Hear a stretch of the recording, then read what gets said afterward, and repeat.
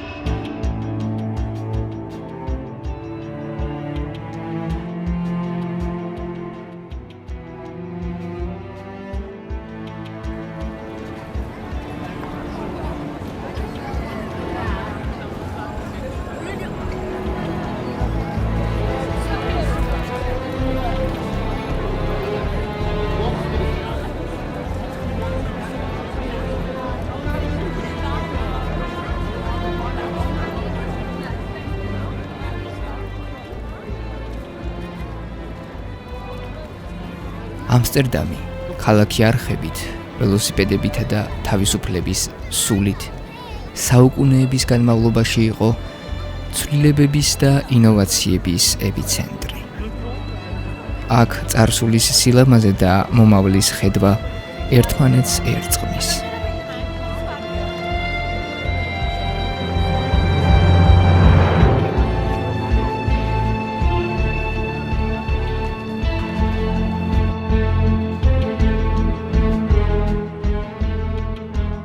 ამსტერდამი გვიჩვენებს, როგორ შეუძლია ქალაქს შეინარჩუნოს თავისი ტრადიციული სული, იკვლიოს ახალი გზები და დარჩეს ინსპირაციის წყაროდ მსოფლიოსთვის. ჩემი მიზანი არ არის ამ ქალაქის ტურისტული სილამაზეების და მისი სამოგზაურო პოტენციალის განხილვა. ჩვენ უფრო ღრმად მის ანონიმურ ჭრილში უნდა შევიჭრათ და ვისაუბროთ მის სოციოლოგიურ და ისტორიულ დინამიკაზე. ქალაქზე, რომელიც არასდროს ჩერდება.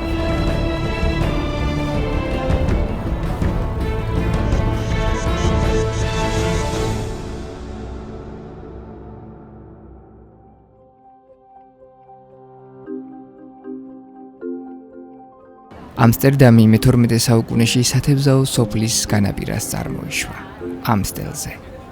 მდინარის პირას, საიდანაც მისი სახელი მოდის, ამსტელის კაშხალი.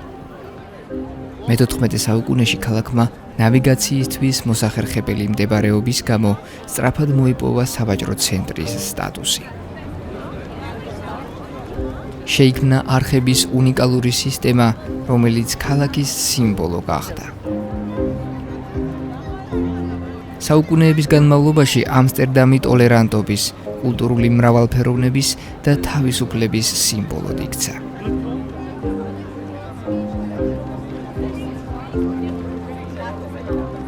რაც დღესაც მის იდენტობას განსაზღვრავს. ამას არქიტექტორის და თეორეტიკოსის ბერნარდ შტუმის სიტყვებიც მოწმობს. ამსტერდამი უნიკალურია იმით, რომ წარსული და მომავალი აქ თანაბრად ძლიერია. ტრადიციული არხების სახლები და თანამედროვე მუზეუმები თითქოს დროსთან თამაშობენ და ქმნიან სივრცეს, სადაც ისტორიაც ცოცხალია და მომავალიც. ამსტერდამის არხების სახლები, რომელთა ვიწრო ფასადები და მაღალი ფანჯრები ქალაქის ერთ-ერთი ყველაზე ცნობადი სიმბოლოა, მე-17 საუკუნის არქიტექტურული მემკვიდრეობაა. თითოეული სახლი უნიკალურია. ზოგი მორთულია ბაროკოს სტილის ელემენტებით, ზოგი კი უფრო სადაა და ტრადიციული ჰოლანდიური დიზაინით გამოირჩევა.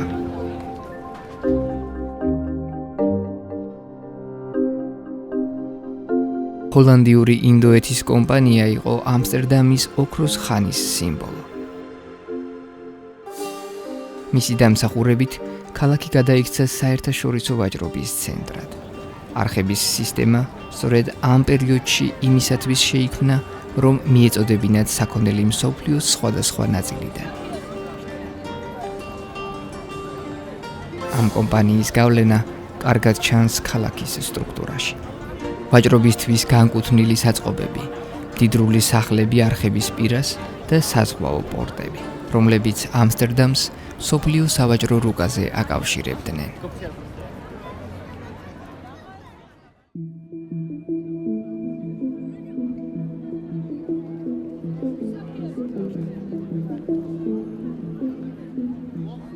ერთ დროს აქ ამ ვიწრო ქუჩებში ახალი იმპერია იბადებოდა. ეს იყო არა სამეფოს, არამედ ვაჭრების იმპერია. ქალაქი, რომელიც დღევანდელ სახესთან შედარებით სრულიად სხვა სიცოცხლით სუნთქავდა. ქალაქი ამსტერდამი იყო ამბიციის სიმბოლო. ეს იყო ქალაქი, რომელიც ერთ კომპანიას ეკუთვნოდა.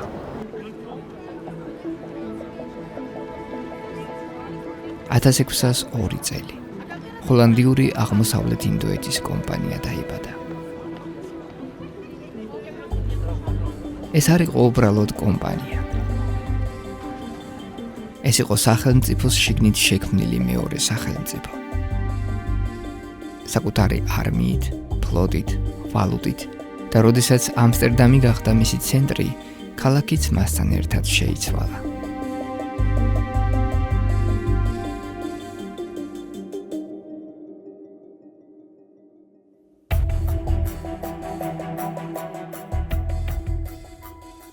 ეს იყო ამბავი ძალაუფლების შესახებ. ამბავი იმაზე, როგორ შეძლო ერთმა ქალაქმა მსოფლიო ვაჭრობის ბედი ემართა.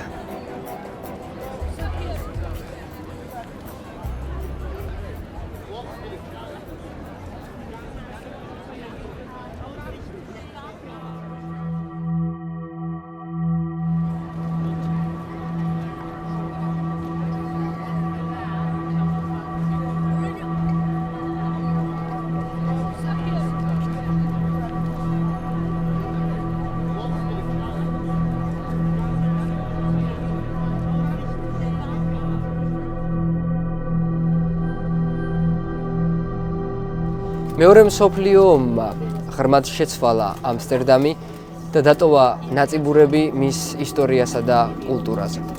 1940 წელს ნიდერლანდები ნაცისტურმა გერმანიამ დაიპყრო და ქვეყანა 6 წლის განმავლობაში ოკუპაციის პირობებში ცხოვრობდა.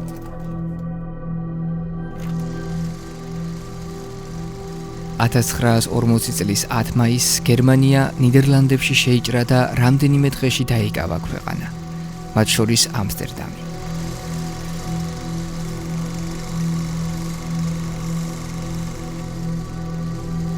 ქალაქმა, რომელიც ცნობილია ტოლერანტობითა და კულტურული მრავალფეროვნებით, დაიწყო ბრძოლა თავისი ღირებულებებისა და თავისუფლების შესანარჩუნებლად.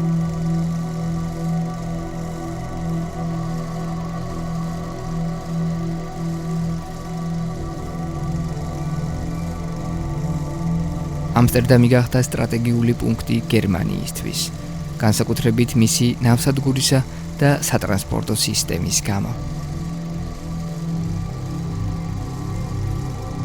მეორე მსოფლიო ომამდე ამსტერდამში დაახლოებით 80,000 ებრაელი ცხოვრობდა. ომის დროს ნაცისტებმა ქალაქის ებრაული მოსახლეობა მასობრივად გაანადგურეს.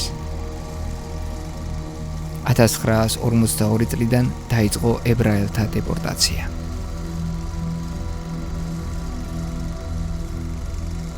ერთ-ერთი ყველაზე ცნობილი ისტორია ამსტერდამის ომიანობის პერიოდიდან არის ანა ფრანკის და მისი ოჯახის ტრაგედია.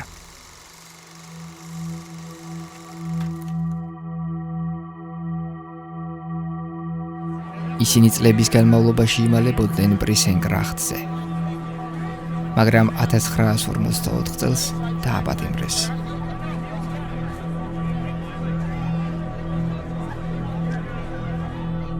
ანას დღიური, რომელიც მოგვიანებით მსოფლიომ გაიცნო, ამსტერდამის ომის დროინდელი რეალობის მტკივნეული მემატიანია. ომის ბოლო წლებში, განსაკუთრებით 1944-1945 წლების ზამთარში, ნიდერლანდების ჩრდილოეთი რეგიონები, მათ შორის ამსტერდამი, საშინელი შიმშილის წინაშე აღმოჩნდა.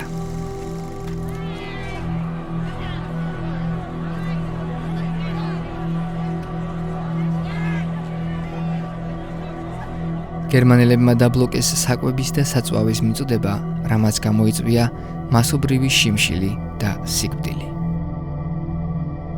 1945 წლის მაისში კანადურმა ძალებმა გაანთავისუფლეს ამსტერდამი.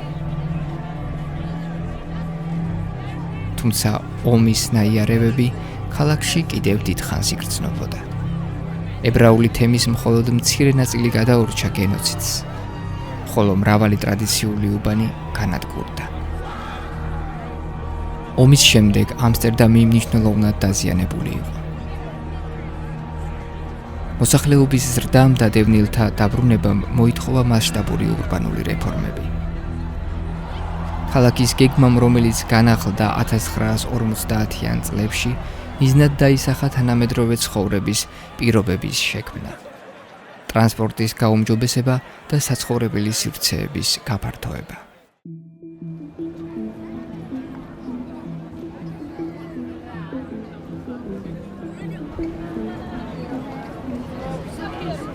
ომმა შეცვალა ამსტერდამი, ისევე როგორც შეცვალა მსოფლიო.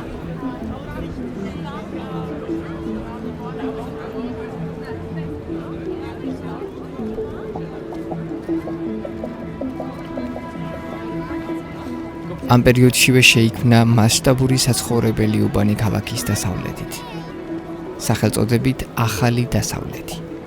ეს იყო პირველი დიდი ნაბიჯი, რომელიც ჰოლანდიის არქიტექტურულმა მოძრაობამ გადადგა, სადაც სიმარტივე და ფუნქციონალობა იყო მთავარი პრინციპები.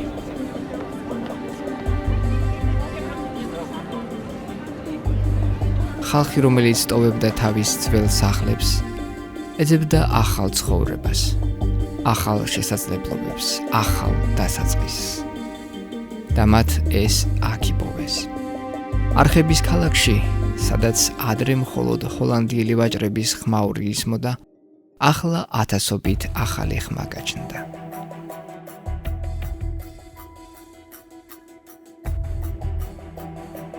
პირველ დიდ ტალღას ინდონეზიიდან ჩამოსული ხალხი წარმოადგენდა.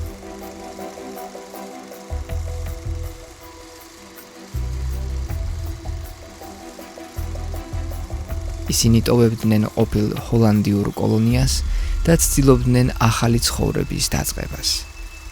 მათ შემოიტანეს თავიანთი ტრადიციები, კულტურა, ისტორიები და ამსტერდამმაც ისინი მიიღო. მალე ქალაქი კიდევ უფრო გაიზარდა. ნიდერლანდებს მუშახელი სჭირდებოდა და ისინი მოვიდნენ მაროკოდან, თურქეთიდან, ჩრდილოეთ აფრიკიდან. ნავთობ კრიზისისა და ეკონომიკური ცვლილებების ფონზე ამსტერდამი გახდა ახალი სახლების, სახელების, ახალი ხმების ქალაქი.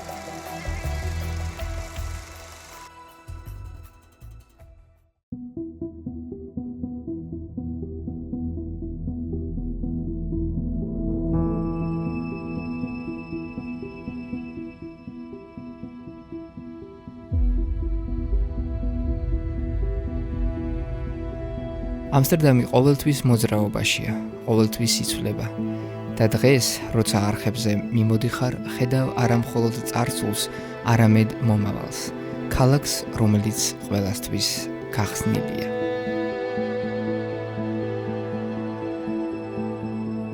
მე-20 საუკუნის შუა პერიოდის შემდეგ მრავალი ინდუსტრიული რაიონი ეკონომიკურ მნიშვნელობას კარგავს. 1990-იან წლებში დაიწყო ამ არეების ტრანსფორმაცია თანამედროვე საცხოვრებელ ზონებად და კულტურულ სივრცეებად.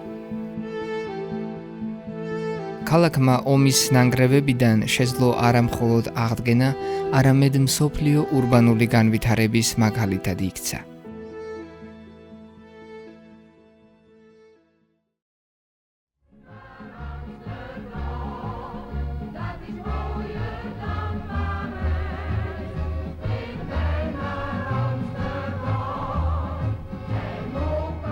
იყო დრო, როცა ამსტერდამის ქუჩებში მანქანები ჭარბობდა. რკინის სხეულები, რომლებიც შთანთქავდა სივრცეს, ჰაერს და ადამიანებსაც. 1950-60-იანი წლები. ჰოლანდია აღმოცენდა ომისგან დაღლილი, მაგრამ მანქანის გადაცებით შეპყრობილი. ამერიკული ოცნების მსგავსად ავტომობილები იქცა პროგრესის სიმბოლოდ. ქუჩები გადააკეთეს მანქანებისთვის, მოედნები დაიპყრეს პარკინგის ადგილებმა. ქალაქი, რომელიც ოდესღაც ადამიანებისთვის იყო, რკინის ბორბლებს დაემონა.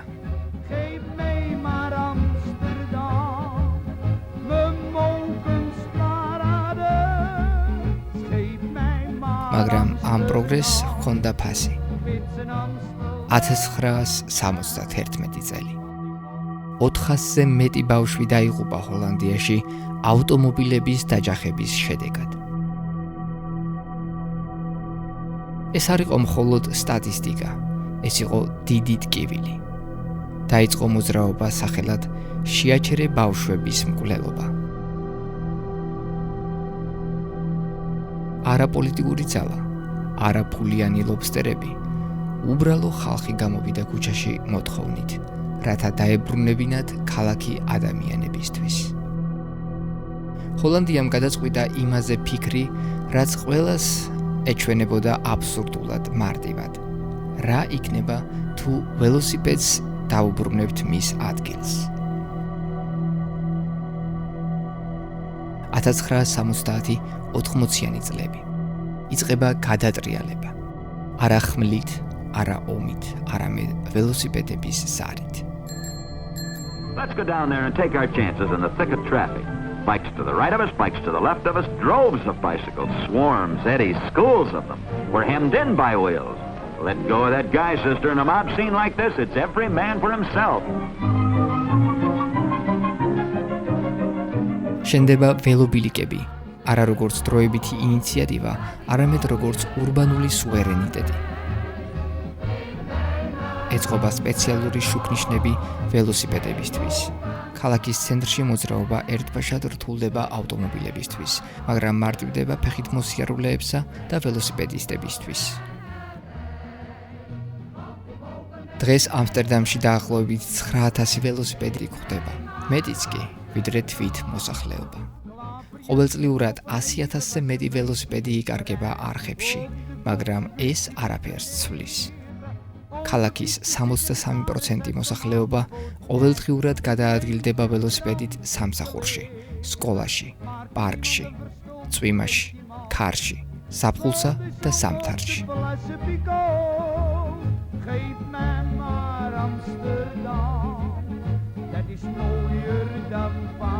ამსტერდამი დღეს მსოფლიოში ველოსიპედის დედაქალაქად ითვლება. აქ ორი ბორბალი არ არის მხოლოდ გადაადგილების საშუალება. ეს არის სიმბოლო.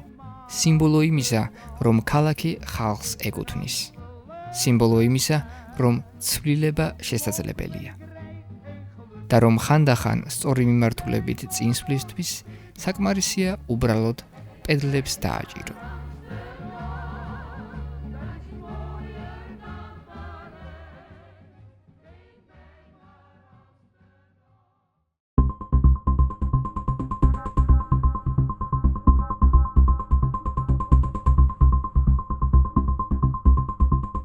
ამსტერდამი არხების ქალაქია, მაგრამ არხები აქ მხოლოდ ერთი ადგილიდან მეორეში გადასაადგილებლად არ გამოიყენება.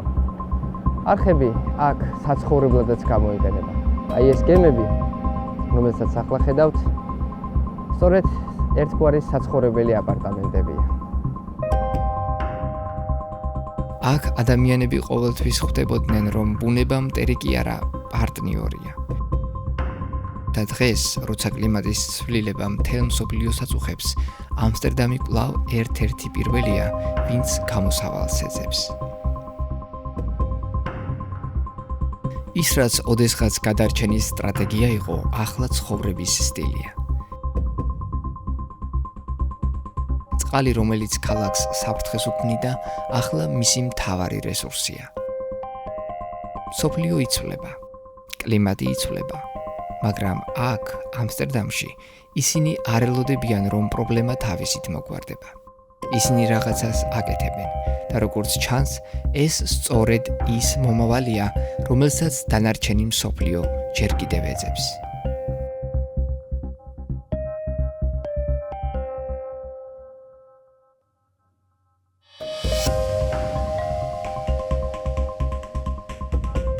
ქალაქის ხელისუფლებამ დაისახა მიზანი, რომ 2050 წლისთვის ამსტერდამი გახდეს კლიმატურად ნეიტრალური. გაზარდოს შენობების ენერგოეფექტურობა, ტრანსპორტი 100%-ით გახადოს ელექტროფიცირებული, სრულიად აღმოფხვრას მავნე ნივთიერებების გამოყოფა. ამსტერდამი არხების ქსელზეა აშენებული და ხელმისაწვდომი მიწა ისტორიულად შეზღუდული იყო. არხების გვერდით მიწის ნაკვეთები ვიწრო და ღირებული იყო. მფლობელები მაქსიმალურად იყენებდნენ მიწას, რაც ვიწრო, მაგრამ მაღალი შენობების მშენებლობას განაპირობებდა. დაფიქრებულ ხართ, რატომ არიან ისინი ასეთი? რატომ არის ქალაქის სავსე ერთმანეთზე მჭიდროდ შეფენილი თითქოს ქაღალდივით თხელი შენობებით? ეს ყველაფერი საგადასახადო კანონებით დაიწყო. მე-17 საუკუნეში ჰოლანდიაში სახლების გადასახადი ფასადის სიგანის მიხედვით განისაზღვრებოდა. უბრალო პრინციპი, რომელიც არქიტექტურის მთელ ფილოსოფიას შეცვლიდა. ვის არ უნდა ნაკლები გადასახადის გადახდა? ჰოლანდიელებმა გამოსავალი იპოვეს. სახლები ვიწრო უნდა ყოფილიყო, მაგრამ მათი სიმაღლე და სიღრმე არავის შეუზღუდავს.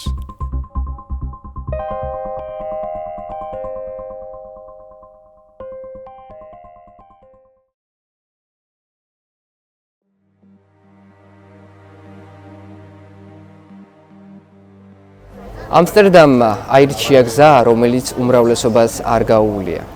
კონტროლის ნაცვლად რეგულირება, აკრძალვის ნაცვლად განათლება. მაგრამ რეალურად თავისუფლების გზა ბუნდოვანია. სად გადის ზღვარი შეგნებულ არჩევანსა და სოციალურ კრიზისს შორის?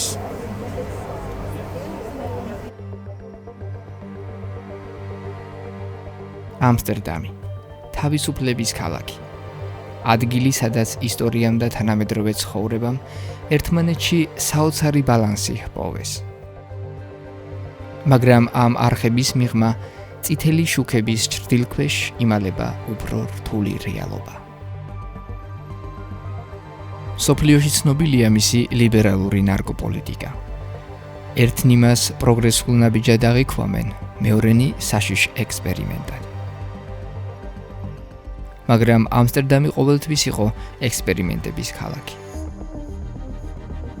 და ეს ექსპერიმენტი ჯერ არ დასრულებულა. ეს არის ადგილი, სადაც თავისუფლებას სუნი აქვს და ეს სუნი კანაფის კვანძშია გახვეული.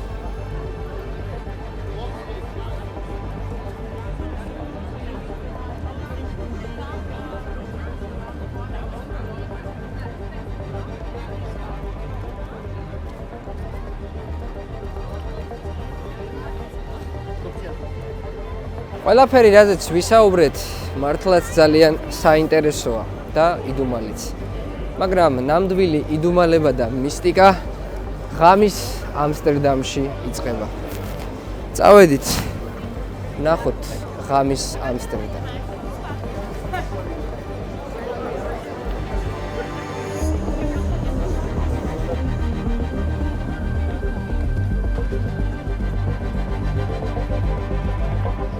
ამსტერდამის ნარკოპოლიტიკა.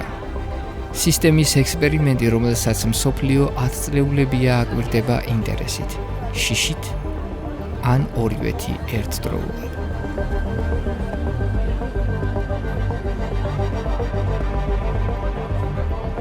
$1966 წელი.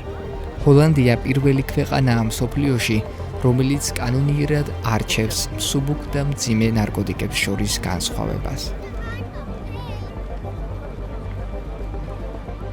კანაფი არაოფიციალურად დაკანონდა.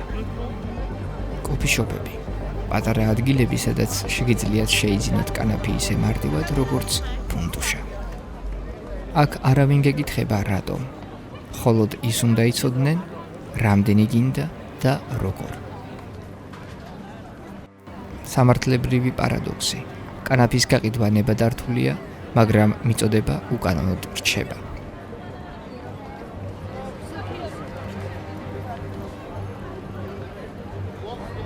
ამას ჰქვია ბექდროული პრობლემა. ანუ როგორ მოხდება კანაფი კოფიშოპში, როცა წარმოება კანონით აკრძალულია.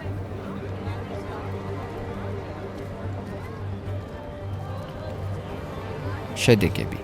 ნაკლები ნარკოტიკით გამოწვეული სიკვდილი. დაბალი ნარკოტიკული დანაშაული. ტურიზმის ბუმი, რომლის მიზეზიც ზოგჯერ მხოლოდ ერთი სიტყვაა: კანაფი.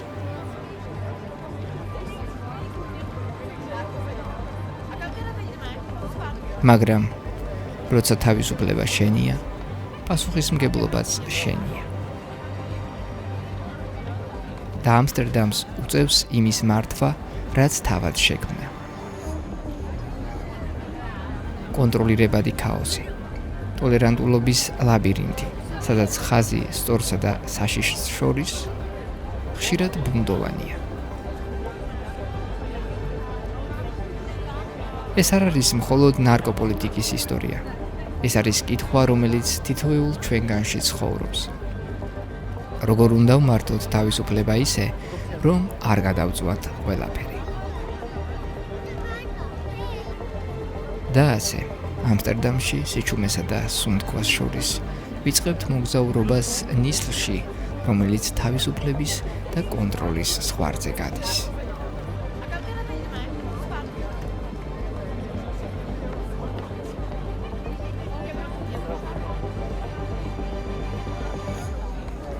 მსმენია, რომ ამსტერდამი ღამით გაცილებით უფრო მისტიური და საინტერესოა, ვიდრე დღისით. რა არის ამსტერდამის ყოველდღიურობა და როგორია ამსტერდამში ცხოვრება? ამსტერდამი, ჩემი აზრით, არის ერთი ბედნიერი ლამაზი ქალაქი, გაღიმებული და ლამაზი ადამიანებით სავსე. ამ ქალაქში ყველა იღიმის. თუ შეამჩნიე, ჰოლანდიელები საოცრად მოწესრიგებული, თავისუფალი და ბედნიერი სახის ადამიანები არიან. იმიტომ არა, რომ მე მიყვარს ისინი. არიან თავაზიანები, არიან სითბოთისავსი ადამიანები და აქვთ მოწესრიგებული ცხოვრება. ჰოლანდია არ არის მარტო, რომ ახსენებენ ამსტერდამს, ყოველთვის ასოცირდება ნარკოტიკთან და თავისუფალ ქცევებთან, მაგრამ მთლიანობაში მხოლოდ ეს ხომ არ არის. აქ არის ორი განსხვავებული ცხოვრება: კულტურული, ეკონომიური და თავისუფალი.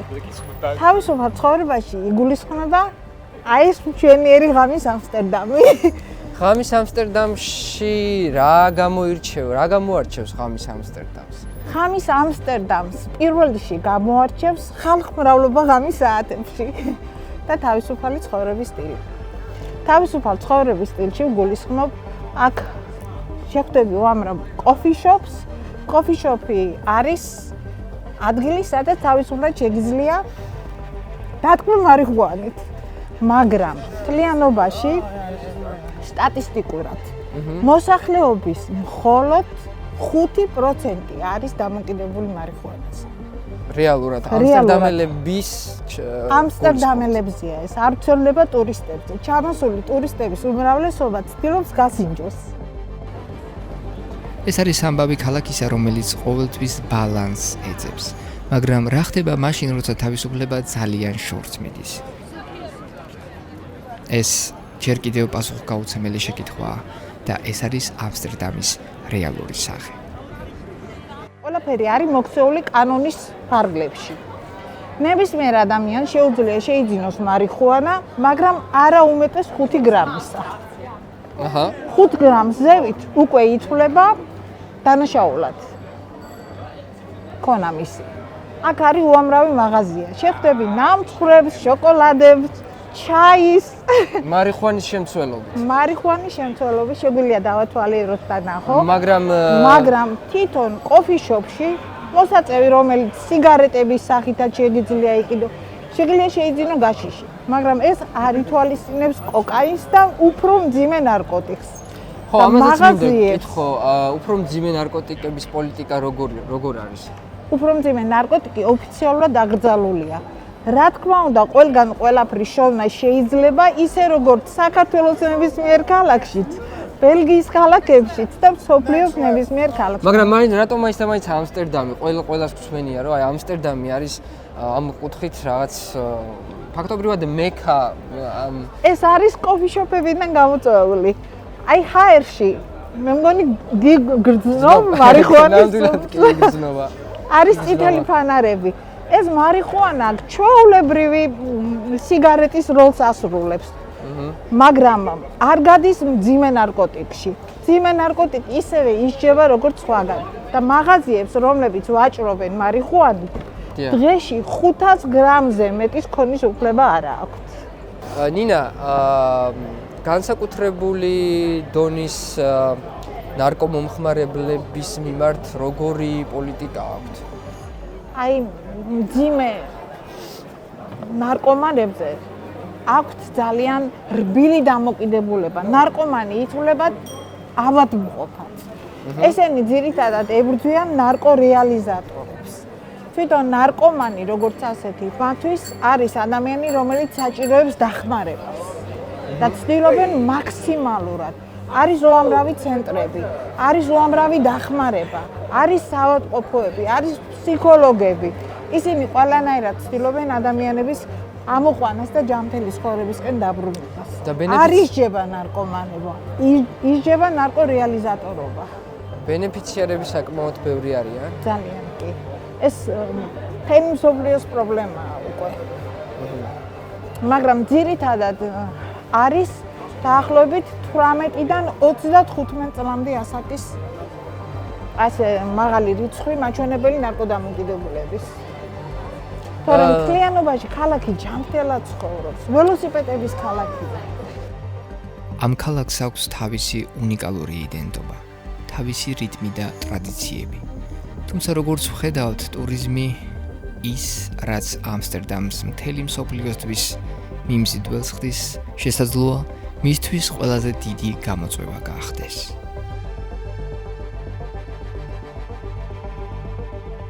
წითელი შუქების უბანი, ქალაქის ერთ-ერთი ყველაზე ცნობილი და სახასიათო უბანი 10 წლეულების განმავლობაში იყო არა მხოლოდ კაპიტალიზმის და თავისუფლების სიმბოლო, არამედ სოციალურ და კულტურულ სასაუბროებს შორის მოედანი.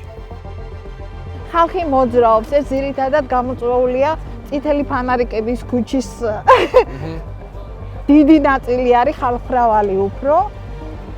ხალხს უყვარს ღამის ცხოვრება. განსაკუთრებით ცხოვრობენ პარასკევის შაბათი კვირა. სამუშაო დღეებში უფრო ნაკლები ადამიანი მოძრაობს, მაგრამ სხვა ქალაქებთან შედარებით ამსტერდამი უფრო სიცოცხლის უნარიანი ქალაქია. ამსტერდამის გულში, სადაც არხები სარკესავით ირეკლავენ შუქსა და ჩრდილს, არსებობს ქუჩა, რომელიც ქალაქის ყველაზე ხმამაღალი და თან ყველაზე ჩუმი მონოლოგია. წითელი ფარნების უბანი. ეს ადგილი ლეგენდასავითაა. ტურისტული ბუკლეტებისთვის ეგზოტიკური, ფილმებისთვის ინტრიგის შემცველი და პოლიტიკოსებისთვის სადავო. მაგრამ რეალურად ეს არის სივრცე, სადაც თავისუფლება, ეკონომიკა და ადამიანობა ერთმანეთს კვეთენ.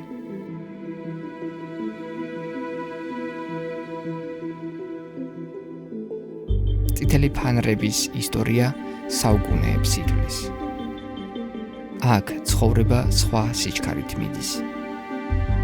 აქ კანონიერია ის, რაც ბევრგან აკრძალულია. თუმცა კანონიერება არ ნიშნავს სიმარტივეს. ადამიანები, რომლებიც ფანჯრებს მიღმად განან, ხშირად იქ არ არიან იმისთვის, რომ მხოლოდ მომხმარებლის მოთხოვნა დააკმაყოფილონ. მათ ცხოვრებაში ხშირად არის გადარჩენის საჭიროება, ეკონომიკური იზოლება, ზოგჯერ კი სწორედ საკუთარი არჩევანი. არჩევანი, რომელიც მიღებულია ყველა ვარიანტის გათვალისწინებით და თავისუფლების იმ გრძნობით, რომელიც ამსტერდამმა თავის მოქალაქეებს მისცა. წითელი ფარნების უბანი არ არის მხოლოდ სექსუალობის სიმბოლო. ეს არის ამსტერდამის სოციალური და კულტურული ექსპერიმენტი. ექსპერიმენტი, რომელმაც გადაწყვიტა აკრძალვა პრობლემას არ ხსნის. კონტროლი კი შესაძლოა უფრო ადამიანური იყოს. თუმცა იდეალური ეს სივრცე არაა. სისტემური ბოროტად გამოყენება, სოციალური სტიგმა და კანონების მუდმივი გადახედვა აჩვენებს, რომ ეს ტოლერანტულობის ზონა მუდმივი მოლაპარაკებაა რეალობასთან. ზოგიერთისთვის ეს ადგილი თავისუფლების ზეიმია, სხვებისთვის კი დაღლილი ქალების სარგე, რომლებიც მინის მიღმად განან და ყოველდღე ავადდებიან ადამიანების წარმოსახვით ფანტაზიებში. და მაინც როცა მოღამდება, წვიმა არხების ზედაპირს დაუკაკუნებს და ველოსიპედების ხმაური ნელ-ნელა დაშოშმინდება. წითელი ფანრები ისევ ინთება. მათ შუქში იკვეთება ქალაქის წინააღმდეგობრივი ბუნება. ქალაქისა, რომელმაც აირჩია, რომ სიმართლეს არ შეუშინდეს. თუნდაც ის სიმართლე იარებით იყოს მოჭედილი.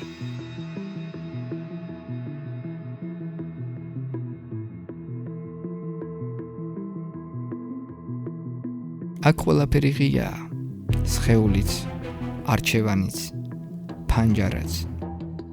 მაგრამ ყველაზე საინტერესო მაინც ისაა, რომ ამ ფანჯრებიდან, როცა უყურებ გარეთ, ხვდები, ხშირად ქალაქი უფრო მეტად იჭყიდება შიგნით.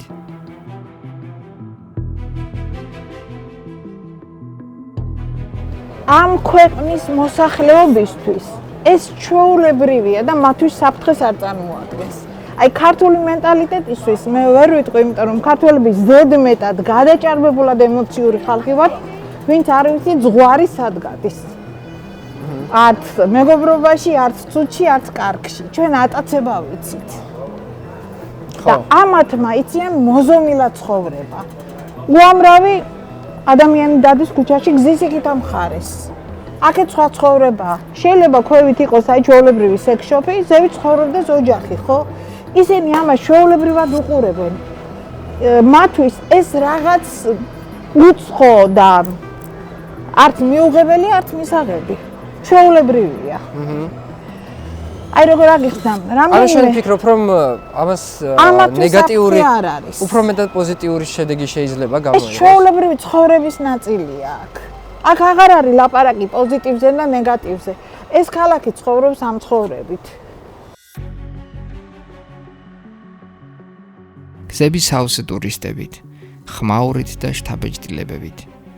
ადგილობრივები თავიანთ ქალაქში თითქმის არ გრძნობენ თავს. მოსახლეობა, რომელიც მთელი ცხოვრება ამ ქალაქში ცხოვრობდა, იწყებს საზღვრების გაჩენას, რადგან მათი ყოველდღიური ცხოვრება გადატვირთულია ადამიანებით, რომლებიც მხოლოდ ერთ დღეს დარჩებიან. და მაინც როგორ ახერხებს ამსტერდამი თავისი სახის შენარჩუნებას.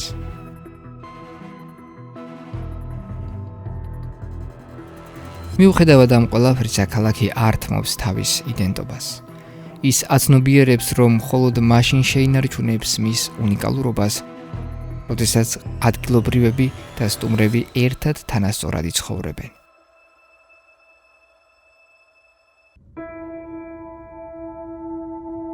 კლიმატური ცვლილებები, რომლებიც მსოფლიოს მრავალ გამოწვევას უქმნის, ამსტერდამში განსაკუთრებულ ყურადღებას მოითხოვს.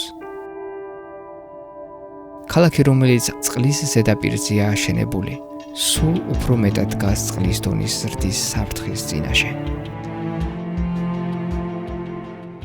ამსტერდამი თავისი უნიკალური არქიტექტურით, დიდარი ისტორიითა და ინოვაციური მიდგომებით, დღევანდელ დღეს ერთ-ერთ ყველაზე გამორჩეულ ქალაქადაა აღიარებული.